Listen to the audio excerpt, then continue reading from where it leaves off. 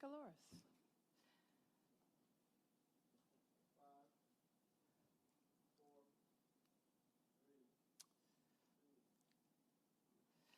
Hi, I'm Muriel Bowser. I'm the mayor of Washington, D.C. I am joined by members of the D.C. Public Safety Team along with federal and regional partners today to brief on our preparations and tips for the 4th of July weekend. I am joined by Deputy Mayor Lindsay Appiah and the Chief of Police, Pamela Smith, who you will hear from, and then we will hear from our federal partners.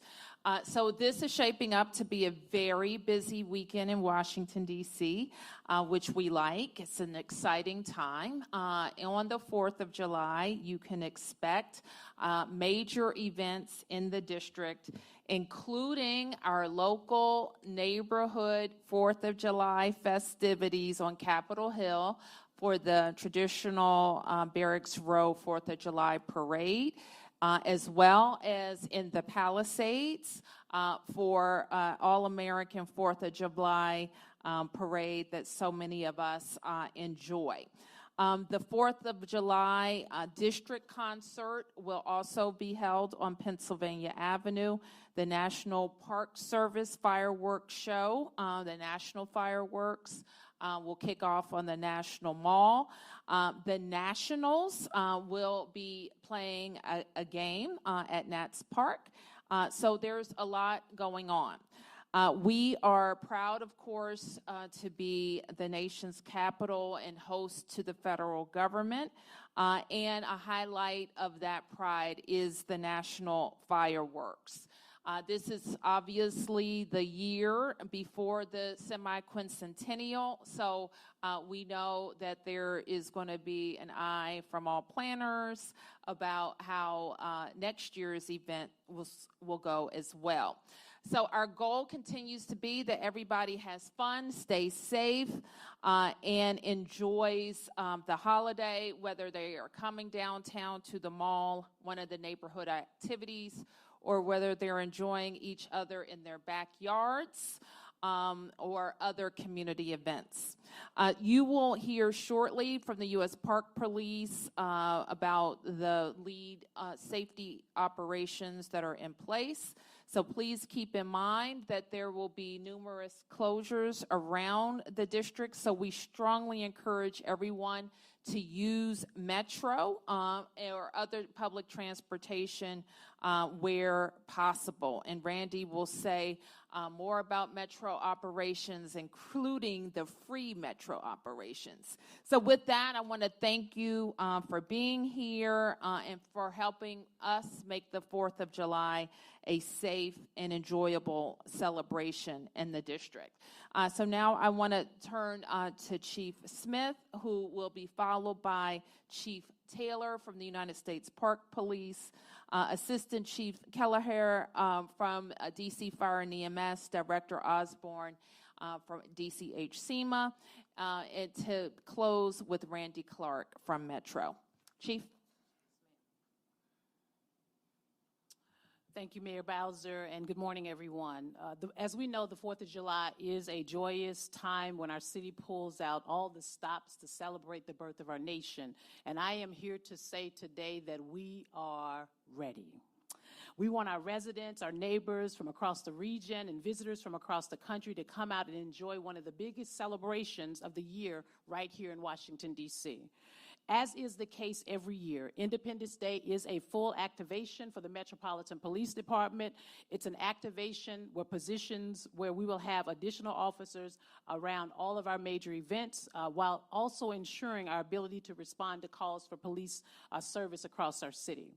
Of course, the largest event will be on the National Mall. Our members will work closely with our partners at the U.S. Park Police, who have the lead on securing National Park Service lands, and we will handle screening for those hoping to get closer to the fireworks. Parking restrictions and street closures will go into effect in and around the area of the National Mall beginning at 4 a.m. on Friday morning. These closures will include the footprint of the National Independence Day Parade, which travels down Constitution Avenue from 7th to 17th Street Northwest beginning at 11:45 a.m. There will also be parking restrictions and closures around Barracks Row and Palisades Independence Day Parade routes beginning at 8 o'clock tomorrow morning. What I will lead you to is a full list of closures and no parking zones. We have it posted in our news release section of our website on mpddc.dc.gov. We want anyone planning to travel around the city on Friday to use Metro Rail and Metro bus services as much as possible. Metro is always the best way to get to the National Mall fireworks show, and this year will be no different. For those of you planning to spend time on 4th of July on the water, our Harbor Patrol unit will be enforcing a no boating zone in the D.C. shoreline of the Potomac River from 14th Street Bridge to just north of the Arlington Memorial Bridge near the back of the Lincoln Memorial. We will have an anchoring zone that will be available immediately adjacent to the closure area. And we've also heard the concerns of our community regarding illegal fireworks. In addition to DC Fire and EMS conducting their investigations regarding illegal fireworks, this year we will assign 2 patrol officers to each district to solely respond to fireworks calls or responses. Beginning tomorrow, you can visit DC 311 and use the illegal fireworks request, or you can call 311 for any fireworks-related information or activity. Whether you are traveling downtown, stopping by a parade, or just celebrating at your home, your safety is our top priority. Currently, there are no known credible threats or specific threats to the July 4th celebrations, but we always encourage you to remain vigilant. And as we do before all major events, we remind you that if you see something, say something. Call 911 in an emergency or reach out to our tip line at 202-727-9099, or you may text us at 50411. Please have a safe 4th of July, and I'll now turn it over to U.S. Park Police Chief Jessica Taylor.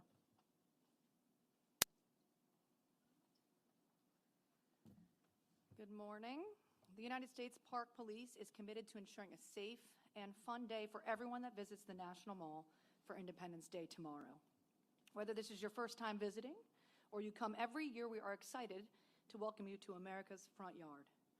We'll have a full force commitment. You'll see a strong, visible presence of Park Police officers in and around the National Mall.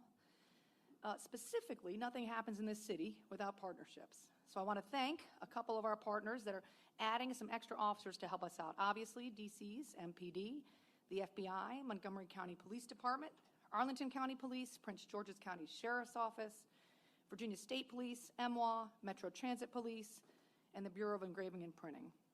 We couldn't do this event without them, and we appreciate their support. So look, importantly, I need you to plan ahead, right? We anticipate many families coming down to the mall, small children. Make sure your kids know your phone number, right? Or put it in their pocket. We'll have a family reunification area if you get separated from your kids. As you heard from Chief Smith, road closures will go into effect around 4 a.m. tomorrow and will impact most roads surrounding the National Mall. This includes part of Constitution Avenue, Independence Avenue, and the Memorial Bridge. Now remember, you'll need to pass through security access areas to secure certain points to view the 4th of July celebration. So these are the items I need you to leave at home, right? So alcohol, weapons, fireworks, drones, and coolers larger than 36 quarts. There's a full list of road closures, further prohibited items, and more details. Please visit www.nps.gov/FOJU. We also thank our National Park Service counterparts who's here today with us as well. And we're all excited for an enjoyable Independence Day tomorrow. Next, I'd like to introduce the Assistant Chief for DC Fire, Kelleher.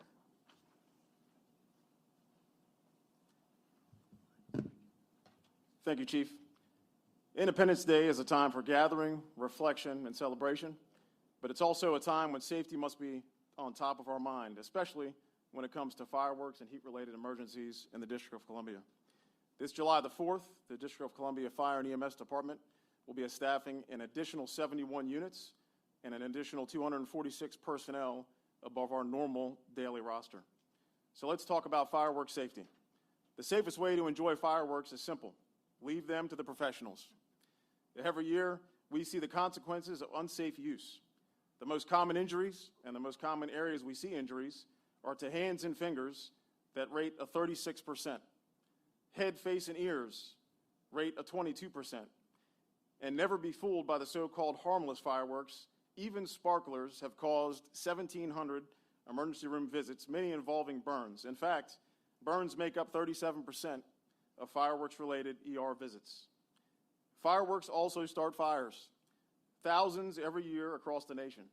Here in Washington, D.C., we have already received 23 fireworks-related reports in June and an additional 4 since July the 1st through our arson tip line. If you see illegal fireworks being used in the District of Columbia, here's how you can report them. Year-round, you can call our arson hotline at 202-673-2776, or you can visit fems.dc.gov. And starting tomorrow, July the 4th through July the 6th, you can use the DC 311 app and select a legal fireworks request, or call 311 and choose option number 1 for fireworks. Our Office of Unified Communications is also dedicated 2 dedicated call takers for these reports and will coordinate them through the fireworks units in each MPD district. In case of an injury or property damage, always call 911 immediately. Now let's turn to another hidden danger of July 4th, heat-related illnesses. With large crowds and high temperatures, the risk of heat stroke becomes very real. Watch for signs of serious heat illness, body temperatures over 104 degrees Fahrenheit, disorientation, seizures, and unconsciousness. If you suspect someone is suffering from heat stroke, call 911 without delay. Move the person to a shaded or cool area, remove excess clothing, and use cool water or ice packs to lower their temperature while waiting for help. So as we gather with our families and communities to celebrate this nation, stay safe, stay aware, and please share these tips with family, friends, and neighbors of the District of Columbia. Together, we can ensure this 4th of July is remembered for celebration and not tragedy.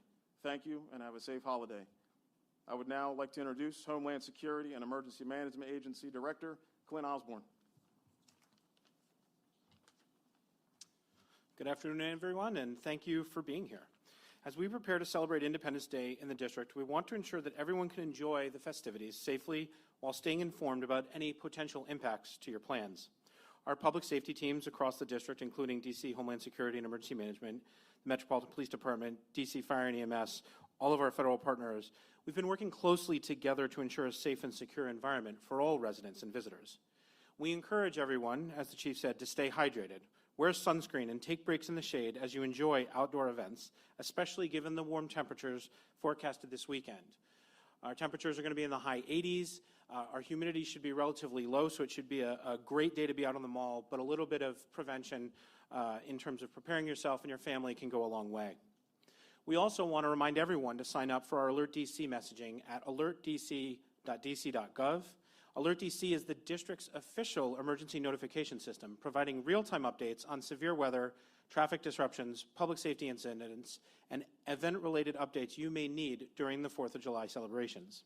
By signing up for Alert DC, you'll receive timely information directly to your phone or email, helping you make informed decisions and stay aware as you move throughout the city. Speaking of moving throughout the city, I know General Manager Clark's going to talk about it, but we want everybody to remember the closures downtown are going to make transportation through and around the city challenging. Pack your patience in addition to your water and your sunscreen, and when you can, use Metro. And always report suspicious activity. If you see something, say something. Together, we can ensure this Independence Day remains safe, joyful, and memorable for everyone. And we thank you and wish you a very safe and happy 4th of July. I'd like to introduce General Manager Randy Clark from Metro.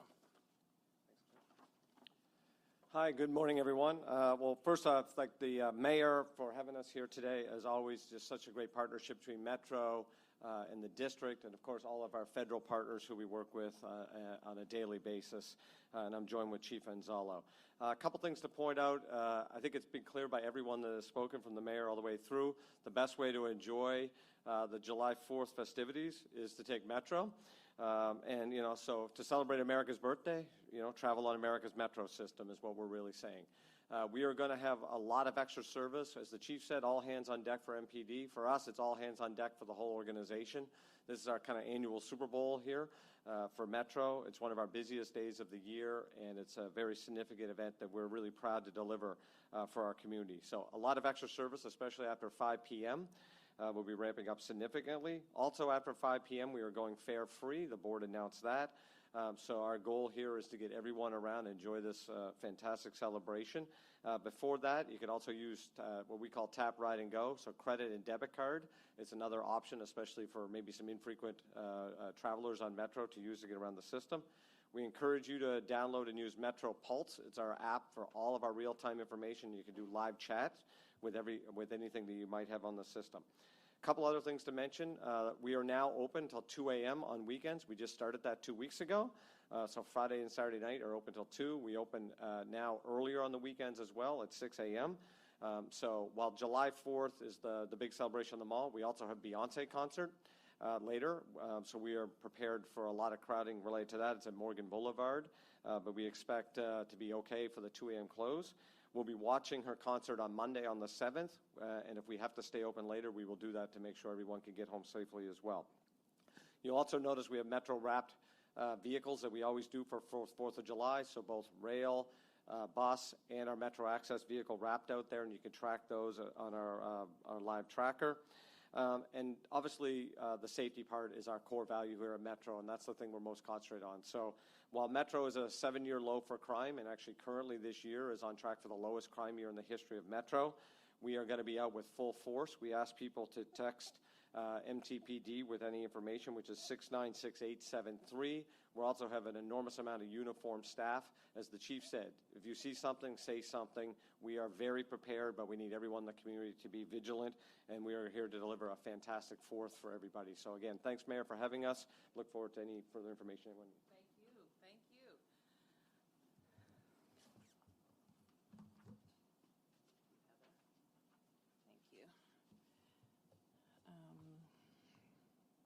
I wanted to make sure I got to introduce everyone.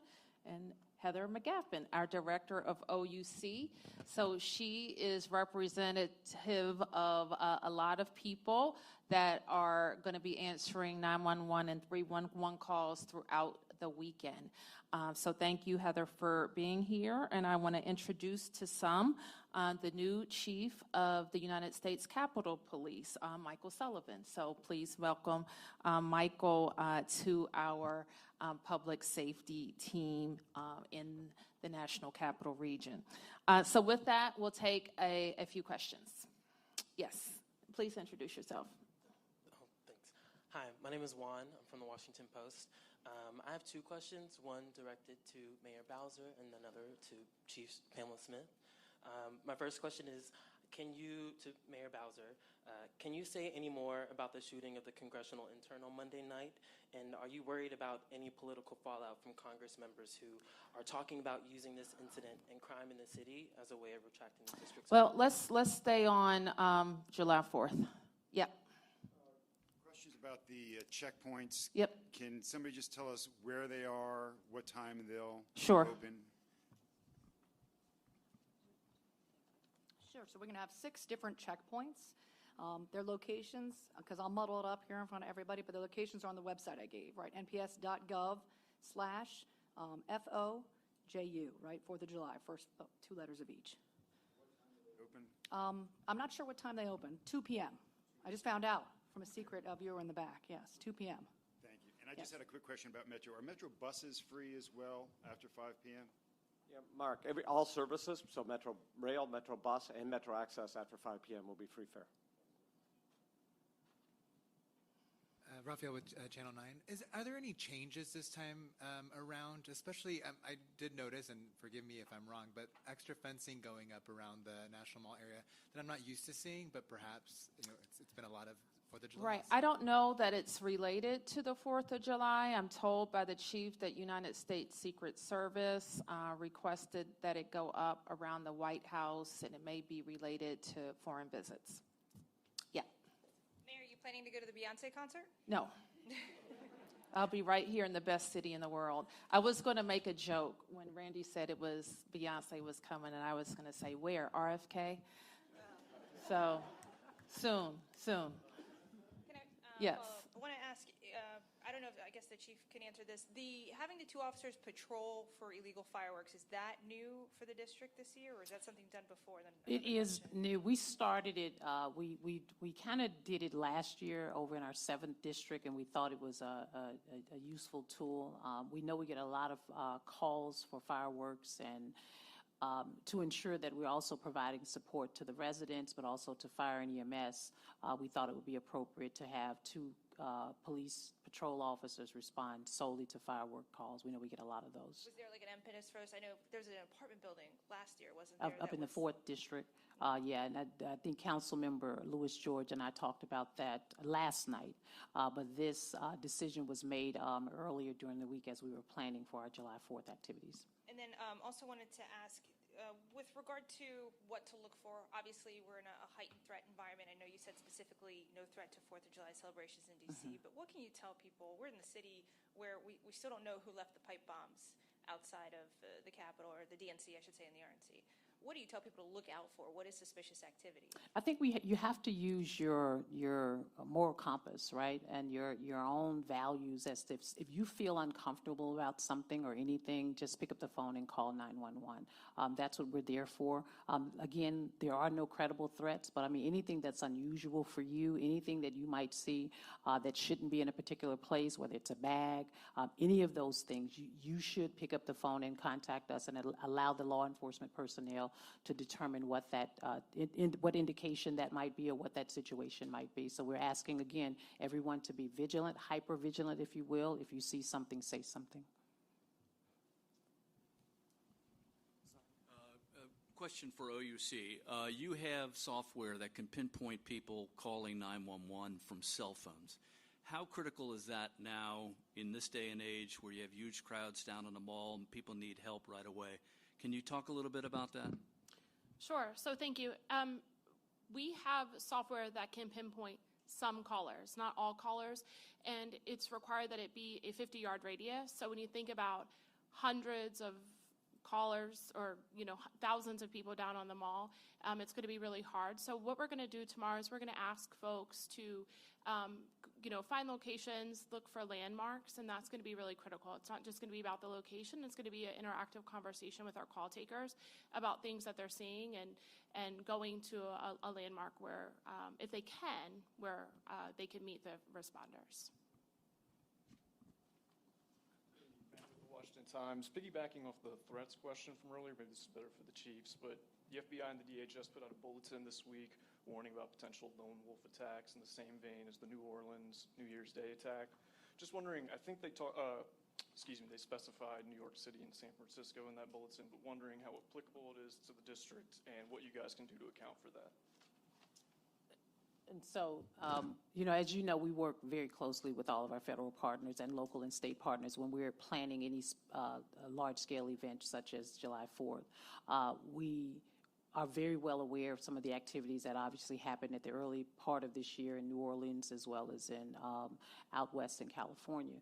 And we plan for this. This is not new for us. I think we have a very good public safety team that comes together of not on a weekly basis, a bi-weekly basis, as a weekly basis as we are leading up to this event to ensure that we have the appropriate resources allocated across the city. In particular, when we think about our parade, the parade route, we use dump trucks. We have officers that are also lining the street to ensure that the parade route and the crowd has the necessary public safety apparatus around those particular events. And so this year is no different than how we have positioned ourselves in prior years.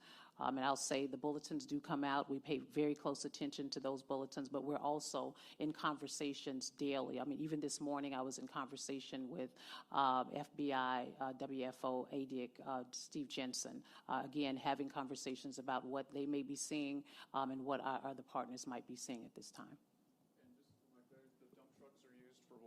They're used just to ensure that we don't have any vehicles or large vehicles or anything coming through the parade route.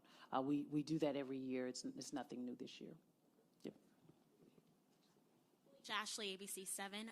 Would you guys mind just reiterating what's available for teens this weekend? Obviously, back in our day, we were all outside July 4th weekend. What's available for? For teens this weekend and Oh. juveniles. I know we have the JAM, the DPR events, and then also if there's anything in addition to just specifically for this weekend of July 4th. I would ask everybody to look at summer.dc.gov for all of the events. I actually don't have a list of them in front of me that are specifically for young people, but at summer.dc.gov, you will be able to find all of the events. We also host a family-friendly concert on Pennsylvania Avenue, so it's slightly removed from the crush on the mall, but we will have a number of artists that people enjoy and kids can enjoy as well. All right, I'm going to be able to just take a couple more. Yep. Thank you. Yes, Catalina with Telemundo 44. I'm wondering, there's a lot of people buying fireworks now that want to celebrate. What is the advice or what is allowed for people that want to purchase these fireworks and use them? Where should they head if they want to? Well, I'm going to ask the chief to come back up. Is it Chief Kelleher to come back up? But I do want to reiterate what he said.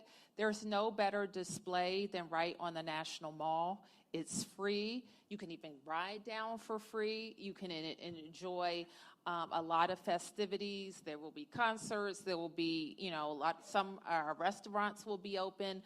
So you can just have a good time downtown. Most everything is illegal in the district that you hear. Boom, boom, all that's illegal. If it shoots, it's also illegal. So there's no fun legal fireworks, okay? But I will allow the chief to be more technical. That was very technical. That was great.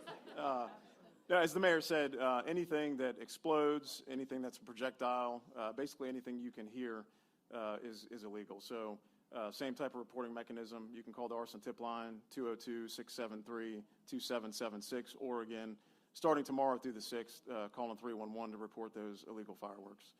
And that's going to be the best case. And obviously, go to the public displays that are professional. Peace and blessings. Sam P.K. Collins with the Washington Informer. Two questions. First for Mr. Clark. We're about in the first week of the new Metro bus changes. What feedback are you getting from residents, especially with this weekend coming up and you encouraging us to take the Metro out and about? Yeah, thanks, Sam. Great question. So, this is the Better Bus Network is what obviously you're referring to. First time in 50 years we've changed the entire bus network. Overall, we're feeling pretty good about as a macro level, how the entire process went. A good example of that, I think on Monday we had 5 buses that were off route and 4 of the 5 were in non-revenue. So only one operator was off route and with thousands of people trained and all those changes. There are minor issues and we're collecting and analyzing those. I can't say enough about our partners at DDOT and some of our other regional partners like DDOT's around the region. Working super collaboratively. Sometimes there's some missing signs, or we had signs and now they're not there. A couple little tweaks here and there. So overall going well. Like any change like this, you generally hear more from people that are not as happy as people that are happy. But we are monitoring that very closely. Our call center activity is up significantly. Mostly it's just kind of clarity of questions. Most people that take the bus are residents of our region, and once they learn the new trick, if you will, they're good to go. So we're going to be doing a lot of engagement again in August, just before school happens, because we want to really make sure parents and kids know about those changes as well. My last question for Mayor Bowser, if you don't mind. Sure. So this weekend, 249 years. You look in the history books, of course, during American independence. Our situation as a people was just abysmal. Now, this weekend, you as a mayor who has cemented her legacy, what's on your mind given the time period that we're in with what they call fascism and with the rollback of many of the liberties that our people have fought for in the 60s and beyond? What's on my mind, very practically speaking, I think that I'll start there, is that we have a bill that's likely going to pass. If it hasn't passed while we're sitting here, we expect it to be signed. and we would immediately have to understand the impacts on the district's budget and DC residents. So that's like top of mind. I'm also want all of our festivities to go off well, but I start thinking about family gatherings, neighborhood gatherings. We want people to have fun. We don't want them to drink too much. We don't want them to get in fights with their relatives. We don't want them to use guns. So we want people to have a good time and be safe. Then I think beyond the practical, we will stay focused just as a city on making sure that we're getting through this period in our nation's history. We're going to get on the other side of it, and we have to be stronger. And so I think about that each and every day. So this will be a good time for me to address the first question about a violent act in our city, which appears to be an uninvolved person who lost his life in DC. And so no mayor, no police chief, no mother, father, community member ever wants to hear that.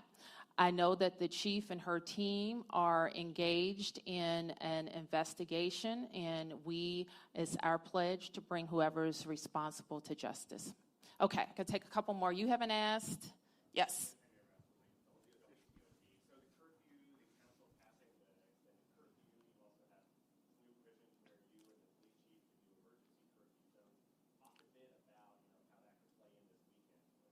Well, we do have to get the bill from the council. I'll sign it, and then the police chief would have that extended authority. So I'm going to get to work on that right now. Yes. A follow-up on that, Mayor. There have been some neighborhoods that have been thrown around with these extended zones of where they would exist. Can we get a little bit more clarity on that? And then I know last time when we talked at the wharf, there was also, you talked about the network that goes into kind of monitoring these large groups, and they were saying, hey, from the metro system, we can kind of pinpoint where they're coming.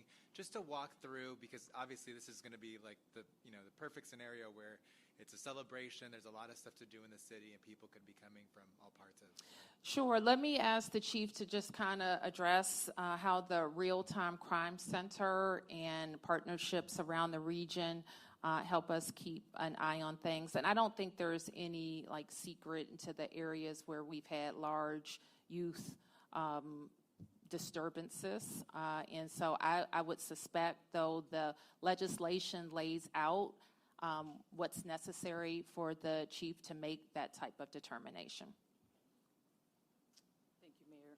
I think what I'll start by saying that there could not be a stronger partnership in this space when we talk about young people and disorderly conduct and criminal activity than what we have with Metro Transit. Chief Anzalo and I have been in conversations about with regard to the curfew zones, and what that will look like. And what it will look like for us in particular is that once the curfew zone has been declared, we will give the young people an opportunity to leave the area.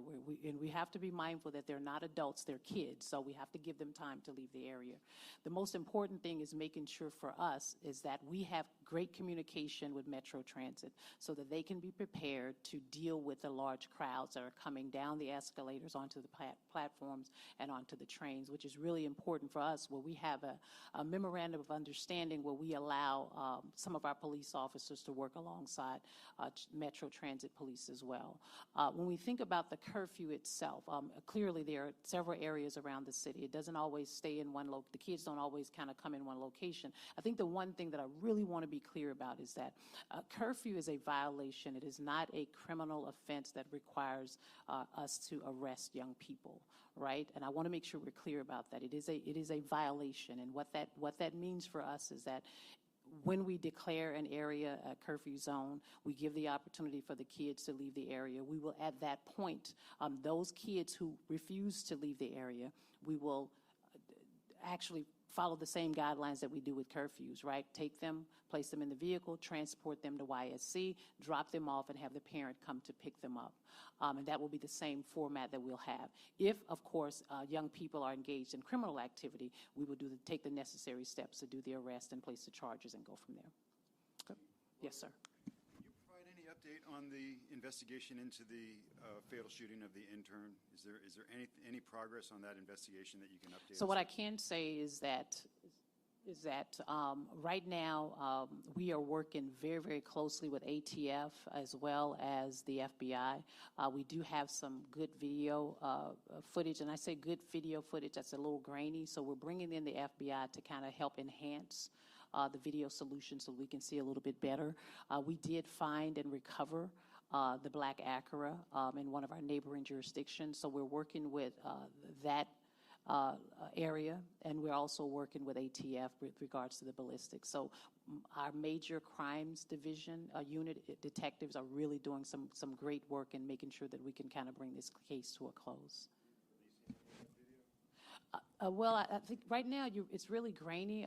The hope is that we will. If we can get the FBI to support us in getting the video enhanced a little bit, we may be able to push out some images that may be useful for the public. And my last on this, have you or Mayor Bowser spoken to the member of Congress who the intern worked for? I have not spoken to the member of Congress as of yet. I mean, as you know, yesterday morning was the time period where the family came in and identified Eric. And again, you know, I shared late yesterday evening, I think I met with Jackie Benson to share our condolences to the family, the friends, the classmates of Eric. Such a tragedy. And again, it's something that we don't ever want to happen in our city. The woman and the child doing, and were they also innocent bystanders in this So situation? I'm not from. So the woman is she's doing okay. She's in stable condition. The juvenile, the child, I can say we believe was kind of engaged as part of the group. And right now he is at a local hospital with injuries to his spine. Yes.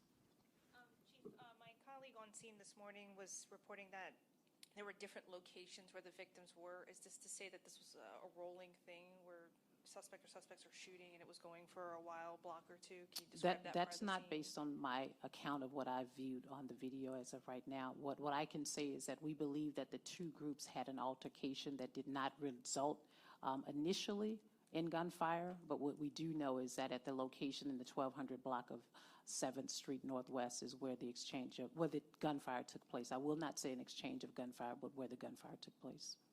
Good.